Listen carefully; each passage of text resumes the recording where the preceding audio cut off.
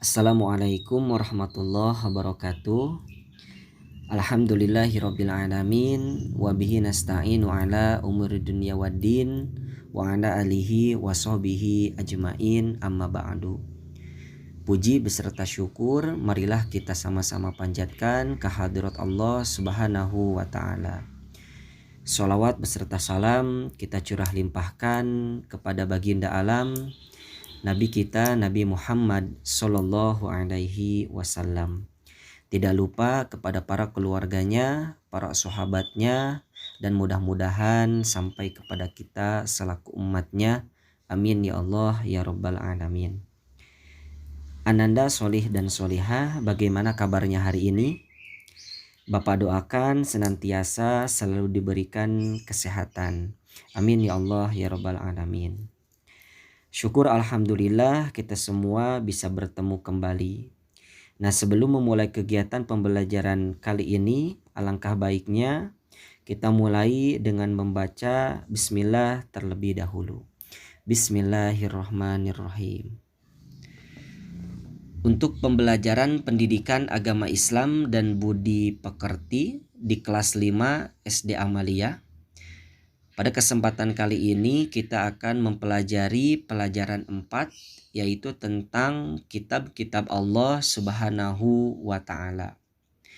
Nama-nama kitab Allah Subhanahu wa ta'ala. Iman kepada kitab-kitab Allah merupakan rukun iman yang ketiga. Kitab-kitab Allah berisi tentang firman-firman yang harus disampaikan kepada umat manusia.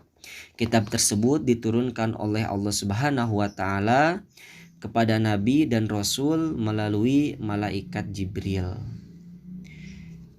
Kitab-kitab yang diturunkan Allah ada 4 yang diturunkan dalam waktu yang berbeda dan kepada nabi dan rasul yang berbeda pula. Kitab-kitab yang diturunkan Allah kepada para nabi dan rasul adalah kitab Jabur, kitab Taurat, kitab Injil, dan kitab suci Al-Quran. Keempat kitab Allah ini harus kita imani dan harus kita percaya. Nama-nama rasul yang menerima kitab Allah Subhanahu wa ta'ala. Yang pertama yaitu kitab Taurat yang diturunkan kepada Nabi Musa alaihi salam. Kitab Taurat merupakan pedoman dan petunjuk bagi kaumnya Nabi Musa, yaitu kaum Bani Israel. Yang kedua yaitu kitab Zabur yang diturunkan kepada Nabi Daud alaihi salam. Kitab Zabur berisi mazmur, puji-pujian kepada Allah Subhanahu wa taala yang diturunkan untuk Bani Israel, tidak mengandung syariat baru karena diperintahkan mengikuti syariat yang telah disampaikan oleh Nabi Musa alaihi salam. Yang ketiga yaitu kitab Injil yang diturunkan kepada Nabi Isa alaihi salam. Kitab Injil merupakan penyempurnaan kitab Taurat yang diturunkan untuk membimbing Bani Israel. Dan yang keempat yaitu kitab suci Al-Quran yang diturunkan oleh Allah Subhanahu wa ta'ala kepada Nabi Muhammad Sallallahu Alaihi Wasallam. Kitab suci Al-Quran merupakan satu-satunya kitab Allah yang tidak pernah berubah, serta diturunkan sebagai petunjuk dan pedoman bagi seluruh umat manusia. Sebagaimana Allah berfirman dalam Quran surat Al-Furqan ayat 1, Tabarakalladzi nazzalal furqana ala abdihi liyakuna lil alamina nazira. Yang artinya Maha Suci Allah yang telah menurunkan Furqan Al-Quran kepada hambanya Nabi Muhammad agar dia menjadi pemberi peringatan kepada seluruh alam, jin dan manusia. Al-Quran kitab suci yang terakhir. Menurut bahasa, Al-Quran berasal dari kata qoro'a yang artinya bacaan. Sedangkan menurut istilah, Al-Quran adalah kitab suci yang berisi kumpulan wahyu atau firman Allah yang diterima Nabi Muhammad Shallallahu Alaihi Wasallam melalui malaikat Jibril dan membacanya merupakan ibadah. Yang kedua, wahyu yang pertama kali diturunkan. Peristiwa turunnya Al-Quran yang pertama kali yaitu pada tanggal 17 Ramadan tahun ke-40 dari kelahiran Nabi Muhammad SAW di Gua Hiro atau saat berusia 40 tahun. Peristiwa ini disebut dengan Nuzulul Quran. Wahyu yang pertama kali diturunkan adalah surat Al-Alaq ayat 1-5. Yang keempat yaitu ajaran-ajaran pokok Al-Quran. Di antara ajaran-ajaran pokok Al-Quran yang pertama yaitu ajaran tentang akidah atau keimanan kepada Allah Subhanahu wa Ta'ala. Yang kedua yaitu ajaran tentang ibadah kepada Allah Subhanahu wa Ta'ala. Yang ketiga yaitu ajaran tentang hukum, peraturan atau muamalah bagi kehidupan manusia di dunia. Yang keempat yaitu ajaran tentang akhlak. Yang kelima yaitu ajaran tentang berbagai ilmu pengetahuan. Jadi di dalam Al-Quran banyak sekali ilmu pengetahuan yang diberitahukan oleh Allah Subhanahu wa Ta'ala. Yang keenam yaitu ajaran tentang janji Allah bagi orang yang taat. Apa janji Allah bagi orang yang taat? Yaitu surga.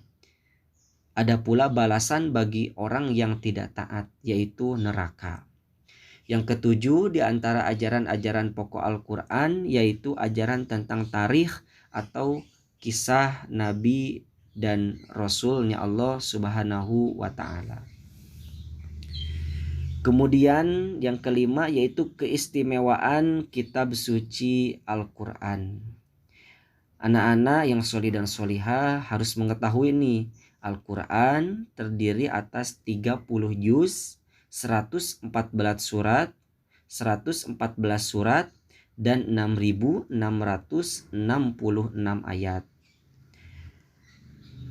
Apa saja keistimewaan kitab suci Al-Quran? Yang pertama, susunan kalimat dan perkataannya sangatlah indah. Yang kedua, isi kandungan Al-Quran ditujukan bagi seluruh umat manusia. Yang ketiga, semua hukum yang tercantum di dalamnya berlaku sepanjang zaman. Yang keempat, Al-Quran terpelihara dari perubahan dan pergantian. Dan yang kelima, Al-Quran mendatangkan ketenangan dan rahmat bagi siapa saja yang membacanya. Selanjutnya di poin yang keenam yaitu wahyu yang terakhir diturunkan. Al-Quran merupakan kitab suci yang terakhir dan penyempurna dari kitab-kitab suci yang telah turun sebelumnya. Al-Quran selalu terjaga keaslian sejak diturunkannya ayat pertama hingga akhir zaman. Sebagaimana Allah Subhanahu wa Ta'ala berfirman dalam Quran surat Al-Hijr ayat 9, Inna nahnu nazzalna dzikra wa inna lahu lahafidun. Sesungguhnya kamilah yang menurunkan Al-Quran dan pasti kami pula yang akan memeliharanya. Adapun ayat terakhir yang diturunkan oleh Allah Subhanahu wa Ta'ala kepada Nabi Muhammad Sallallahu Alaihi Wasallam yaitu ketika Nabi Muhammad Sallallahu Alaihi Wasallam menjalankan haji wada. Wahyu yang terakhir diturunkan adalah surat Al-Maidah ayat 3 yang berbunyi Al-yauma akmaltu lakum dinakum wa atmamtu alaikum ni'mati wa raditu lakumul Islam madina, yang artinya pada hari ini telah aku sempurnakan agamamu untukmu dan telah aku cukupkan nikmatku bagimu dan telah aku ridhoi Islam sebagai agamamu. Itu adalah ayat terakhir yang diturunkan Allah kepada Nabi Muhammad SAW, yaitu surat Al-Maidah ayat ketiga. Baiklah ananda solih dan solihah, sekian materi yang bisa Bapak sampaikan. Jika ada yang ingin ditanyakan, silahkan isi di kolom komentar. Tidak lupa juga untuk mengisi absensi dan mengerjakan tugas melalui Google Form yang telah disediakan. Tetap semangat belajar dan mengerjakan tugasnya di rumah. Semoga kita semua senantiasa selalu diberikan kesehatan. Amin ya Allah ya Rabbal Alamin. Kita tutup dengan doa kifaratul majlis. Subhanaka Allahumma wa bihamdika asyhadu alla ilaha illa anta astaghfiruka wa atubu ilaik. Wabillahi taufik wal hidayah. Wassalamualaikum warahmatullahi wabarakatuh.